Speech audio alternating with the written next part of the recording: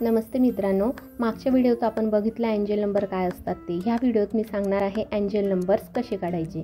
तर मेल आणि फिमेलचा angel number वेगवेगळा असतो आणि त्याचं कॅल्क्युलेशनही वेगळं आहे. जसं ह्या ठिकाणी मी ऑलरेडी करून ठेवलं आहे. तर आपण एक इयर घेऊयात, म्हणजे मेलचं किंवा फिमेलचं जे पण बर्थ इयर आहे ते घ्यायचं असतं. जसं इथे मी ऑलरेडी घेऊन ठेवलं आहे 1982. तर 1982 याची एक एक आकड्याची पूर्ण टोटल करायची आहे. जसं त्याचं आन्सर आलं 2 आणि त्याला 11ने मायनस करायचं आहे. तर एंजल नंबर आला 9, म्हणजे बर्थ इयर 1982चा एंजल नंबर आहे 9. तसंच मी 1984चा फिमेलसाठी करून ठेवला आहे.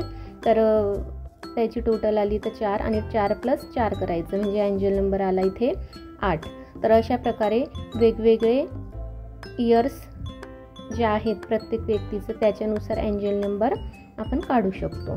हा एंजल नंबर लिहायचा कुठे, तर आपल्या उजव्या हाताच्या मनगटीला सेंटरला हा नंबर लिहायचा आहे. जसं माझा हा एंजल नंबर आहे 8, तर मी तो तिथे लिहिला आणि त्याला गोल करायचं आहे. हा एंजल नंबर आपण ग्रीन पेनाने लिहायचा. ॲक्च्युली माझ्याकडे आता अवेलेबल नाही आहे म्हणून मी रेड पेनानेच लिहिला आहे.